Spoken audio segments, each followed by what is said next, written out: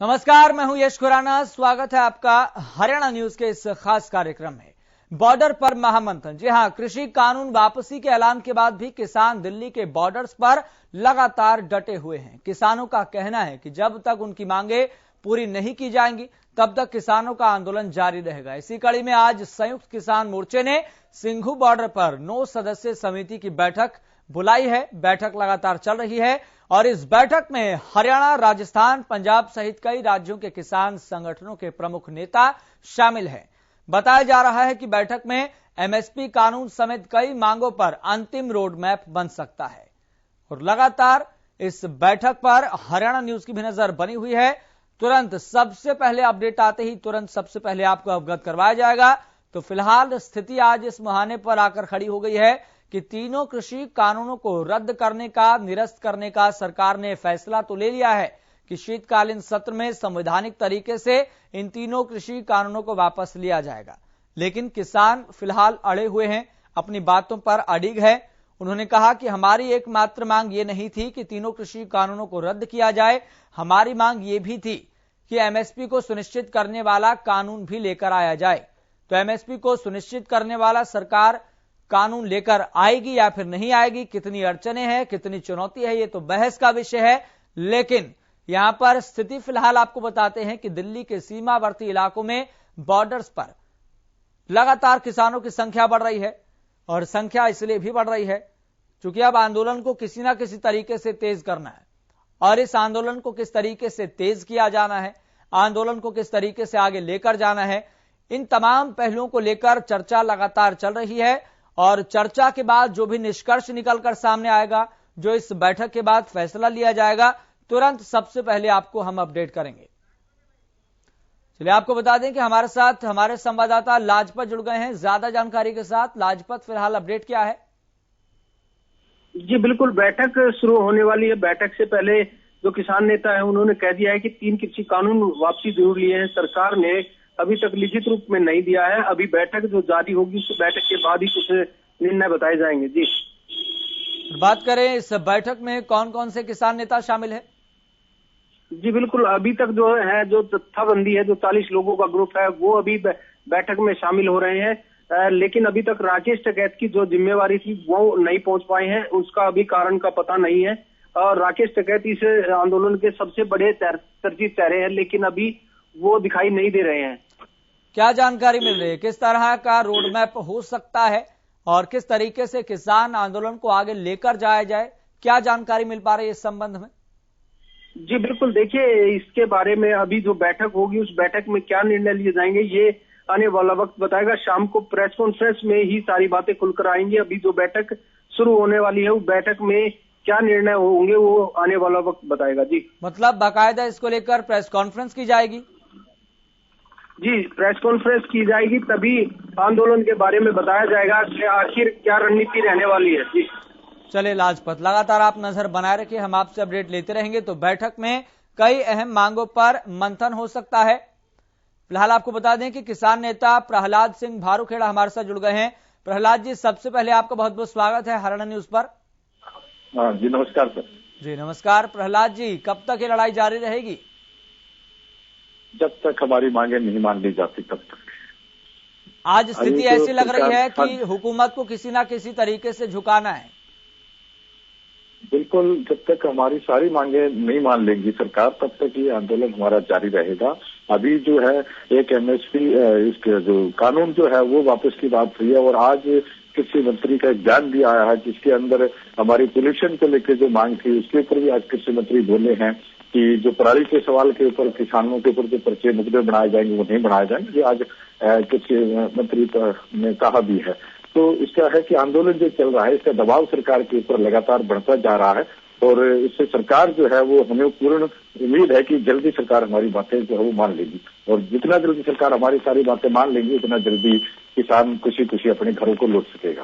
प्रहलाद जी, बातें तो ये भी सामने आ रही है और सवाल लगातार ये भी खड़े किए जा रहे हैं कि सरकार भी झुकी है तो अब किसानों को भी कहीं पर मानना चाहिए, क्योंकि लोकतंत्र में इसी तरीके से संवाद होता है, इसी तरीके से तकरीर होती है। जब किसी समस्या का समाधान निकालना होता है तो 2 कदम आप चलें, 2 कदम सरकार चले। सरकार ने तो कदम चल दिए, लेकिन अब आपकी बारी है। सरकार ने अभी घोषणाएं की है टीवी के माध्यम से। हमारे पास ना तो सरकार ने कोई लिखित में हमें भेजा है, ना हमें कोई अभी बातचीत के लिए बुलाया है। जब सरकार को प्रहलाद जी, बाकायदा प्रधानमंत्री ने कहा है कि हम संसद में संवैधानिक तरीके से तीनों कृषि कानूनों को वापस लेने जा रहे हैं और कैबिनेट बैठक में इस प्रस्ताव पर मुहर भी लग गई है।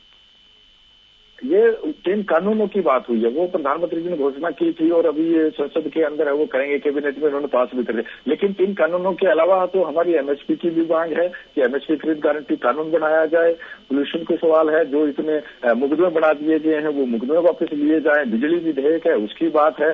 अभी सरकार ने खुल के हमारे साथ इन मुद्दों के ऊपर बात नहीं की है। जब तक सरकार हमारे साथ इनके ऊपर चर्चा नहीं करेगी, उनके ऊपर सरकार की क्या मंशा है, सरकार का क्या स्टैंड है, वो क्लियर नहीं करेगी, तब तक आंदोलन नहीं खत्म हो सकता। मतलब एक सरकार ने मांग मानी है, उसके लिए 1 साल का वक्त हो गया, अभी कई अन्य मांगे हैं। आपको लग रहा है कि कई साल और बीत जाएंगे सरकार की गंभीरता को देखते हुए?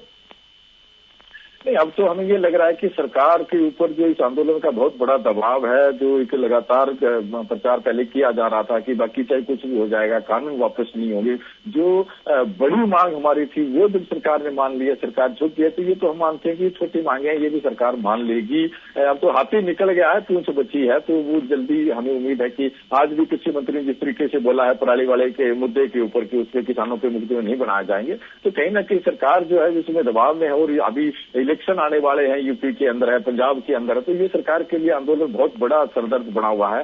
तो हम ये प्रयास नहीं है कि जल्दी से जल्दी अगर सरकार हमारे माथे मान लेंगी तो हम भी अपने घरों को लौट जाएंगे। हमें तो शौक नहीं है यहाँ पे बैठे रहने का, लेकिन सरकार नहीं मानेगी बात तो फिर हमारी मजबूरी है। तो वो तो सरकार ने देखना है कि वो हमें मजबूर करे रखती है या हमारी बातें मानती है। अगर सरकार नहीं मानेगी, क्योंकि मुकदमे इतने बना दिए गए, अकेले हरियाणा के अंदर 48,000 फर्जी मुकदमे बना रखे हैं। ठीक है प्रहलाद जी, जवाब भी ले लेते हैं। हमारे साथ बीजेपी के प्रवक्ता जुड़ गए हैं, आप हमारे साथ बने रहिए। बीजेपी प्रवक्ता प्रोफेसर विधु रावल हमारे साथ जुड़ गए हैं।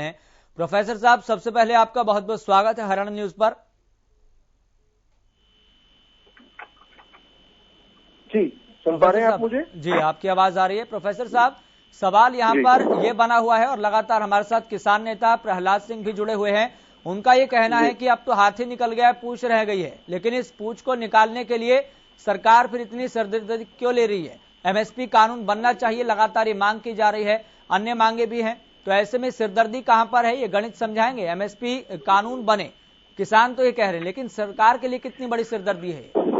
देखिए, इनमें 2-3 बातें स्पष्ट तौर पर समझनी चाहिए और मैं उम्मीद कर रहा हूं कि प्रहलाद सिंह जी मेरी बात सुन रहे हैं। जी, पहली बात तो जो वो ये कह रहे हैं कि वो एमएसपी की मांग उनकी पहले की रही है, आंदोलनगत रही है, वो ठीक नहीं कह रहे हैं। वो याद करें, वो ये कहते थे कि जब तक कानून वापसी नहीं, घर वापसी नहीं। इसका दूसरा अर्थ है कि जैसे ही कानून वापस, घर वापस, दोनों बातें हैं। लेकिन एमएसपी की जो वो बात करते थे, वो कहते, उनको ये आशंका थी या इस प्रकार की काल्पनिक आशंकाएं उन्होंने अपने मन में बिठा ली थी कि शायद इन कानूनों की वजह से एमएसपी पर खतरा है। जैसे वो कहते थे मंडी खत्म हो जाएगी, हम इन्हें बार बार समझाते रहे कि नहीं, इससे ना तो मंडी पर कोई असर रहेगा ना एमएसपी पर कोई रहेगा। जैसी एमएसपी चल रही है यथावत उस प्रकार से चलती रहेगी। तो उस पर इनका विश्वास नहीं हो रहा था, तो इन्होंने कहा नहीं जी, प्रधानमंत्री जी से कहलवा दीजिए। प्रधानमंत्री जी ने संसद के पटल पे कहा तो बोले नहीं जी, लिखित दे दीजिए। और फिर एक वार्ता में सरकार लिखित में देने को भी तैयार हो गई कि एमएसपी जिस प्रारूप में है उस प्रारूप में चलती रहेगी। अब जब कानून ही खत्म हो गए तो फिर तो कोई सवाल ही नहीं उठता उस बारे में बात करने का। लेकिन एमएसपी को लेकर, एमएसपी की जो व्यवस्था है, उस व्यवस्था में कुछ जो है सुधार हो सकता हो, इसके लिए प्रधानमंत्री जी ने एक समिति बना दी। और समिति में एमएसपी के साथ साथ खेती में किस प्रकार से, खेती की जो लागत है उसको कम करने में किस प्रकार से सरकार का कोई योगदान हो सकता है, उसको भी एक विषय बना दिया है। अभी समिति बन जाएगी, लेकिन घोषणा हो चुकी है। दूसरा कि फसल की विविधीकरण का मामला जो है उसको लेकर भी एक समिति बनाई। और जो इनकी आज तक मांग रही है कि भाई किसानों को भी शामिल करो, बिल्कुल ठीक मांग है, अच्छी मांग थी। और अब ये भी कहा गया कि भाई इसमें कृषि विशेषज्ञों के साथ साथ, इसमें कृषि अर्थशास्त्रियों के साथ साथ, इसमें किसान लोगों को भी शामिल किया जाएगा समिति में। और बहुत सारे किसानों को ये भी अवसर दिया जाएगा कि वो समिति के सामने अपनी बात भी रखें। तो एक बीजेपी एमएसपी में सुधार किस तरीके से हो सकता है, व्यवस्था बेहतर किस तरीके से हो सकती है, इस पर चर्चा करेगी और इस पर एक समिति गठित करेगी। लेकिन एमएसपी पर कानून नहीं बनेगा, आप अपना स्टैंड क्लियर कर रहे हैं? देखिए, एमएसपी पर कानून जो बने वो कानून बिल्कुल चर्चा के साथ बने, और इन लोगों की मांग रही है कि जल्दबाजी में कानून भी बनाना, इनकी तो शिकायत रही, जल्दबाजी में कानून बना दिया, कोरोना काल में कानून बना दिया, अध्यादेश के माध्यम से कानून बना, इन्होंने यही तो आज तक कहते थे। आज फिर अपनी बात से क्यों पलट रहे हैं? अच्छे माहौल में पूरी चर्चा करके जो देश के लाभ के लिए होगा, जो किसान के लाभ के लिए होगा, इस प्रकार का एक सोच समझ के कानून बनना चाहिए। जल्दबाजी में कानून क्यों बने? दूसरी बात, एक मैं बात और सुन रहा था जो बड़ी पीड़ा देने वाली है। ये कह रहे थे कि सरकार दबाव में है, बड़ी भारी गलतफहमी में है। ये इस प्रकार की अगर सोच रखते हैं तो प्रधानमंत्री जी ने साफ तौर पर कहा कि कृषि कानून किसान के हित में बनाए गए थे, लेकिन वापस लेना देश के हित में है। अगर ये बिटवीन द लाइन्स नहीं समझ पा रहे हैं, इनको कोई इस प्रकार की गलतफहमी है कि ये ब्लैकमेल कर ये देश के लोकतंत्र को थत्था बता देंगे, तो मुझे लगता है कि ऐसा नहीं होना चाहिए। प्रधानमंत्री जी ने बड़े मन के साथ बड़ा फैसला लिया है, और ये बड़े मन को मैं किसान मन कहूंगा, क्योंकि मैं खुद किसान का बेटा हूं। मैं जानता हूं किसान का मन जो होता है बहुत बड़ा होता है। ये लोगों को समझना चाहिए, किसान के नाम से आंदोलन कर रहे हैं, किसान मन के साथ उस बात को स्वीकार करें। इस प्रकार की बात कहना कोई दबाव नहीं है। जिनको समझ आती है, बातें साफ समझ आती है, ना इनका चुनावों से कोई लेना देना है इन कानूनों की वापसी का, ना इनकी ब्लैकमेलिंग से कोई लेना देना है। जिन लोगों को समझ आती है वो समझ रहे हैं कि क्यों कानून वापस लिए गए हैं। इसको इस आंदोलन की आड़ में क्या क्या बातें जो है देश के विरुद्ध हो रही थी, वो विषय है। किन देश विरोधी ताकतें क्या इनसे उम्मीदें लगाए बैठी थी, वो इसका विषय है। इनको ऐसा लगता हो कि ब्लैकमेल कर इन्होंने कोई कानून वापस करवा दिया, गलत है, और ऐसी सोच भी नहीं रखनी चाहिए। जब प्रधानमंत्री जी ने बड़े मन दिखाकर बड़ी विनम्रता के साथ जो है कानूनों को वापस लिया, तो ये किस प्रकार अहंकारी बातें करते हैं। पहले दिन से इस प्रकार की अहंकारी बातें करते हैं। ये किसान की भाषा नहीं है, किसान की भाषा कुछ और होती है। ठीक है प्रोफेसर साहब, आपके पास भी मैं लौटूंगा, और इसका जवाब लेने के लिए प्रहलाद सिंह भी हमारे साथ लगातार बने हुए हैं। प्रहलाद जी, आपके पास भी लौटूंगा, क्योंकि एक बाइट सामने आ रही है। गुरनाम चढ़ूनी ने क्या कुछ कहा है तमाम परिस्थितियों को देखते हुए, ये भी आपको सुनवाते हैं। सरकार ने एमएसपी पे कोई बात नहीं की है, अभी तक सरकार ने केस वापसी की कोई बात नहीं की है, शहीदों को मुआवजा देने की कोई बात नहीं की है, बिजली बिल पे कोई बात नहीं की है। तो लेकिन जो 3 कानून वापस लिए हैं और उनको वो कैबिनेट में भी पास कर दिए, आगे संसद में भी पास करने के लिए रख दिए हैं, उसके ऊपर विचार किया जाएगा कि हमें 29 तारीख का जो हमारा संसद कूच का प्रोग्राम था उस पे हमें क्या फैसला लेना है, और सरकार ने बाकी मुद्दों को जो नहीं छुआ है, जिनके लिए हमने सरकार को चिट्ठी भी लिखी थी, उन पे हम आगे क्या रणनीति बनाएं। सरकार की तरफ से क्या अभी तक कोई बात अगर आई है तो। अब ये आंदोलन एक नए मोड़ पर है। हमारे आंदोलन के प्रभाव से और हमारी कुर्बानियों से सरकार को मजबूर होकर के 3 काले कानून वापस लेने पड़े। काले कानून हमने नहीं लगाए थे, सरकार ने लगाए थे, तो सरकार ने वापस ले लिए। लेकिन इन काले कानूनों का विरोध करते हुए जितनी दुर्दशा, जितना सरकार का जुल्म और ज्यादती और तशद्दुद हमने झेला है, किसी ने नहीं झेला। 750 लोगों की कुर्बानी, इतने तो शायद जलियांवाला बाग में भी नहीं रहे होंगे। हमने 750 लोगों की कुर्बानी दी है। क्या कहेगी सरकार? और एक पर भी आंसू नहीं बहाया। मुझे खुशी होगी कि संसद के अंदर जब 3 काले कानूनों की वापसी हो, देश में प्रधानमंत्री ने माफी मांगी है, या तो मैं चाहता हूं कि संसद के अंदर प्रधानमंत्री जी हमारे शहीदों को शहादत की, उनकी शहादत पर उनको याद करके उनके प्रति सहानुभूति व्यक्त। ठीक है, लगातार हम इस मामले पर चर्चा कर रहे हैं कि आखिरकार पेच कहां पर फंसा हुआ है और तमाम परिस्थितियां क्या इशारा कर रही है। किसान नेता प्रहलाद सिंह लगातार हमारे साथ बने हुए हैं। प्रहलाद सिंह जी, जवाब दीजिए। सही कि वो जो कह रहे हैं अहंकार और ब्लैकमेलिंग की बात कर रहे हैं, अहंकार तो सरकार के अंदर था, हमारे अंदर नहीं। 1 साल से यहाँ 700 से ज्यादा किसान शहीद हो गए, और ये लोग लगातार टीवी पे बैठ के ये कहा करते थे कि चाहे कुछ भी हो जाए कानून वापस नहीं होंगे। तो अहंकार किस में था? अहंकार सरकार के अंदर था, घमंड सरकार के अंदर था, और इनको ये अंदाजा नहीं था कि ये किसान है देश का इतनी बड़ी लड़ाई लड़ लेगा। इन्होंने सोचा ये थोड़ा बहुत शोर मचाएंगे और चले जाएंगे। तो अहंकार तो सरकार का टूटा है, घमंड सरकार का टूटा टूटा है और देश के किसान की जीत हुई है, देश की जनता की जीत हुई है। देश की जनता के आगे इनको मानना पड़ा है, क्योंकि लोकतंत्र से ऊपर कोई नहीं होता। ये लोकतंत्र की जीत हुई है। लोकतंत्र के अंदर जनता सर्वोपरि होती है, कोई राजा सर्वोपरि नहीं होता है। यहाँ चुनाव से जीत के लोग ये सत्ता के अंदर आए, लोगों ने वोट दिए। जिन लोगों ने वोट दिए वही लोग सड़कों पे आके खड़े हो गए, कहा कि हमने आपको इसलिए थोड़ी चुना है यहाँ पे कि आप हमारे ऊपर कुछ भी थोप दोगे। आपको इसलिए चुना है कि आप जनता क्या चाहती है वो चीज देश के अंदर की जाए। तो ये अहंकार इनका टूटा है। ब्लैकमेल हम नहीं कर रहे, ब्लैकमेल सरकार करती है और सरकार ने बड़े प्रयास भी किए इस आंदोलन को तोड़ने के लिए। ये सारों को पता है किस तरीके से सरकार धर्म और जात में बांटने का प्रयास किया, किस तरीके से राज्यों को आपस में लड़ाने का प्रयास किया, किस तरीके से दुष्प्रचार यहाँ पे किया गया।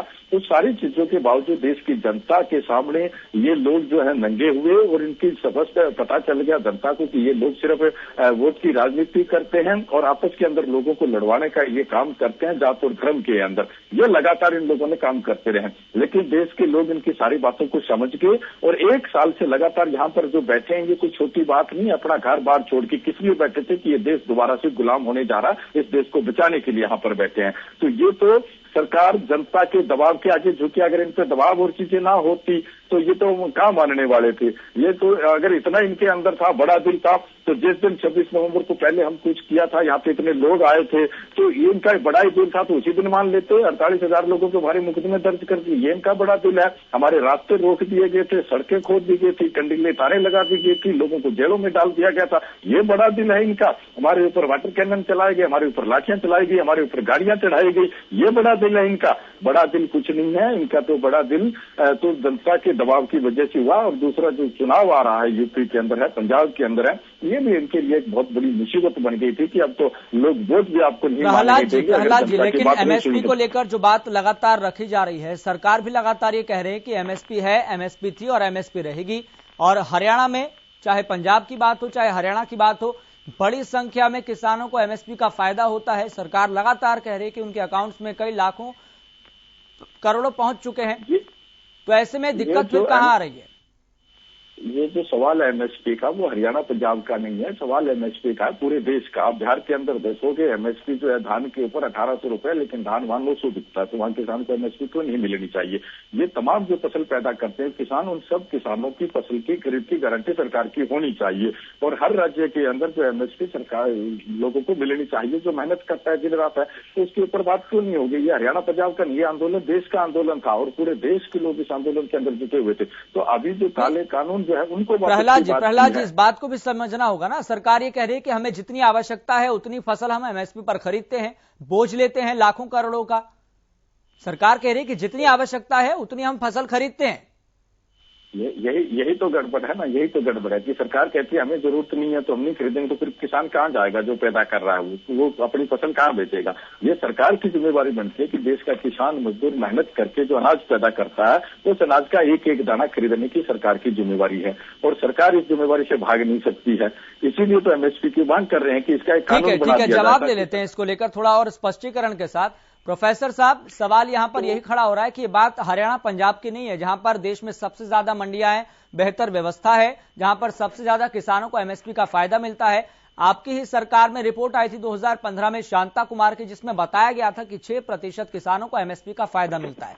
वर्तमान की बात करें तो ये प्रतिशत 10 के आसपास हो गया है, लेकिन किसान कह रहे हैं कि 100% किसानों को एमएसपी का फायदा मिलना चाहिए और वो एक एक दाना सरकार किसानों का खरीदे, ये गारंटी मिलनी चाहिए। तो सरकार को दिक्कत कहां आ रही है? आप स्पष्टीकरण कीजिए इसको लेकर, दिक्कत कहां पर है? क्या बजट अलाउ नहीं कर रहा है सरकार का? मैं बताता हूं। और अब भी प्रहलाद जी मेरी बात सुन रहे हैं, ऐसी उम्मीद कर रहा हूं जी। पहली बात तो एमएसपी का मतलब मिनिमम सपोर्ट प्राइस होता है। शायद इन्होंने कहीं गलत पढ़ लिया कि ये मिनिमम सेलिंग प्राइस होता है। पहली बात तो ये वो स्पष्ट हो जाए इनके मन में भी कि मिनिमम सपोर्ट प्राइस अलग होता है, मिनिमम सेलिंग प्राइस अलग होता है। ठीक। दूसरी बात, इनकी जिस प्रकार से इन्होंने कहा कि एक एक दाना जो है सरकार को खरीदना चाहिए, इस प्रकार से कल को कार मैन्युफैक्चर कहने लगेंगे कि उनके कारखानों में जो एक एक गाड़ी बनी वो भी खरीदनी चाहिए सरकार को। दवाई वाले कंपनियां कहने लगेंगी भाई देश के अंदर चाहे कोई बीमार हो या ना हो, हम जितनी दवाइयां बनाएं वो सरकार को खरीदनी पड़ेंगी। किस प्रकार की ये धक्काबाज करते हैं, बड़ी हैरानी होती है। ये देश इनका है, सरकार इनकी है, इनके द्वारा बनाई हुई सरकारें हैं। दूसरी बात, हम लगातार निरंतर इस प्रयास में हैं कि कृषि और कृषक दोनों जो है फायदे का सौदा हो, कृषक जो है उसकी आय बढ़े, और इसीलिए ये 3 कानून लाए थे जिस पर ये बैठ गए उठकर। खैर, किसान का दुर्भाग्य रहा कि इसको वापस लेना पड़ा, लेकिन इसके बाद भी अभी इनसे सवाल पूछता हूँ, ये देश इनका है, हो सकता है किसी ने बहका दिया हो, बरगला दिया हो, वो अलग विषय है।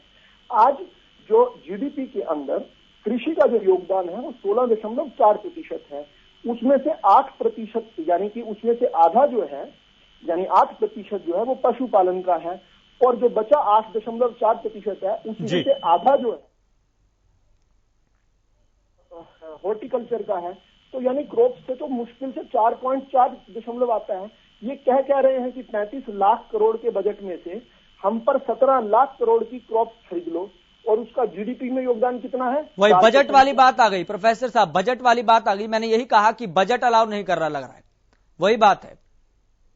यही समझने का विषय है, इनका घर है, रिसोर्सेज इनके अपने हैं। अब रिसोर्सेज में हर कोई चाहता है कि हर किसी के पास बड़ी गाड़ी हो, बड़ा घर हो। मामला तो सारा रिसोर्सेज को लेकर है, इसलिए तो कह रहे हैं आओ अब बैठकर चर्चा करो, हमें भी समझाओ गणित किस प्रकार से हो सकता है। देखिए, देश इनका है कुल मिलाकर।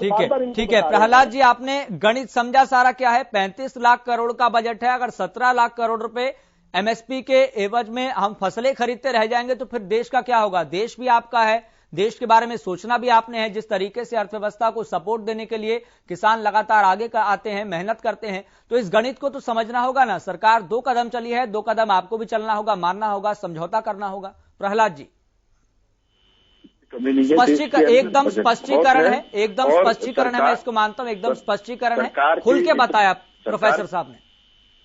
सरकार की इतनी कैपेसिटी है कि सरकार सारी चीजें खरीद सकती है। दूसरा, इन्होंने एक बात कही थी कि अगर किसान का एक दाना खरीदेंगे तो पहले तो फैक्ट्री वाले कहेंगे हमारी गाड़ी खरीदो, दवाई वाले कहेंगे हमारी गाड़ी खरीदो, ये दवाइयां खरीदो।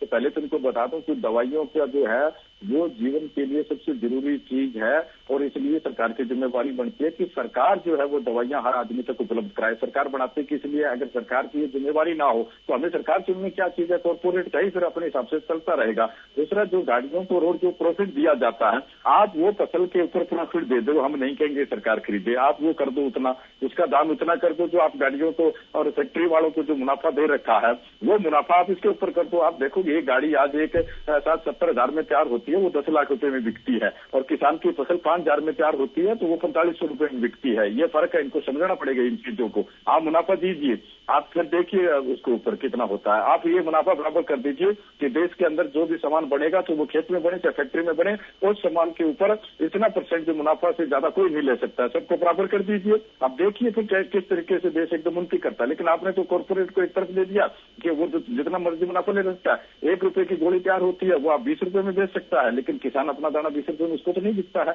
तो ये चीजें भी देश के अंदर कहीं ना कहीं जो फर्क पैदा कर रखा है मुनाफे का, कि हमारे देश के अंदर कच्चा माल खेत से होता है और उसे खदान से होता है, कारखाने के अंदर वो पक्का माल मिलता है। लेकिन कारखाने का जो माल है उसके ऊपर जो मुनाफा और खेत का जो अनाज पैदा होता है उसके ऊपर जो मुनाफा, उसके अंदर अंतर बहुत ज्यादा है।